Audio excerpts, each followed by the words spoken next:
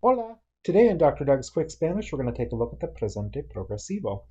And before we start, we have the presente and we have the presente progresivo, the present in progress.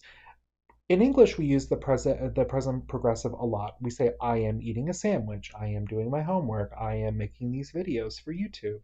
Um, Even if I'm not doing something at that very moment, right? Generally, I'm teaching Spanish this semester.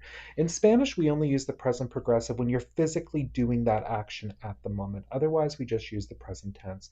So, for example, right now, if I were to tell you, oh, I'm teaching Spanish this semester, in Spanish, we would not use the present progressive because I'm laying on my bed recording these videos. I'm not in front of a class teaching a class. I would not say I'm doing it right now. Instead, I would say enseño la clase de español. So the formation of the present progressive is actually very easy. So we need a form of estar, something a little thicker than that, a form of estar, plus what's called the gerund. And the gerund, so for example, if we have comer, we're going to take off the ir and we're going to add yendo for all er verbs. If we have escribir, we're going to take off the ir and add yendo, escribiendo. If we have hablar, we're going to take off the ar and we're going to add ando, hablando for all ar verbs. That's the gerund, very easy. In the forms of estar, you should know by now. Yo estoy, tú estás, él está, nosotros estamos, vosotros estáis, ellos, ustedes están.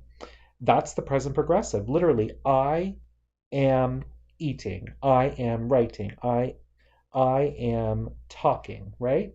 Pretty much the same thing as English. Now, there are a few exceptions that you should be aware of, and the exceptions all come in this form over here, right?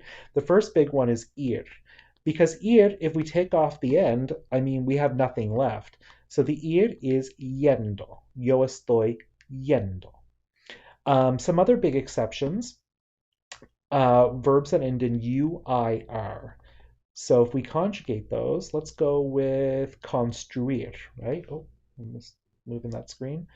Construir would be construyendo. So let's pronounce that. Construyendo. Ooh, there's a lot of vowels in there, right? So in Spanish, whenever we have a clump of three vowels and the middle vowel is I, we're going to swap the I out for a Y. So it will be construyendo. And this is going to happen when you get to the past tense as well. You're going to see this a lot. Whenever you have three vowels in a row, I in the middle, swap the I out for Y. Leer is another one. Leyendo, right? EER verbs. And it's not just UIR, EER. Wherever you see it, you'll do that. Cool. So we also have to watch out for stem changing verbs in the present tense, especially stem changing verbs that end in ir. So for example, dormir. We know that's O to UE. It's also going to change in the gerund form, but it's going to change differently. It's going to change O to U. It's going to change to dormiendo, right? So O to U, so normally O to UE changes to O to U. Or pedir normally changes E to I. Here it changes, no, yeah, pidiendo. Well, I guess that's the same change, right? Pidiendo. O preferir normally changes E to IE, it would be prefiriendo. So if it's stem changing in the present tense and it's an IR verb, it's also going to change in the present progressive, just in a different way. O to U, E to I, and sometimes E to I, right? It's the same thing, even though this is E to I in the present and E to IE in the present. And that's it for the present progressive. Nos vemos.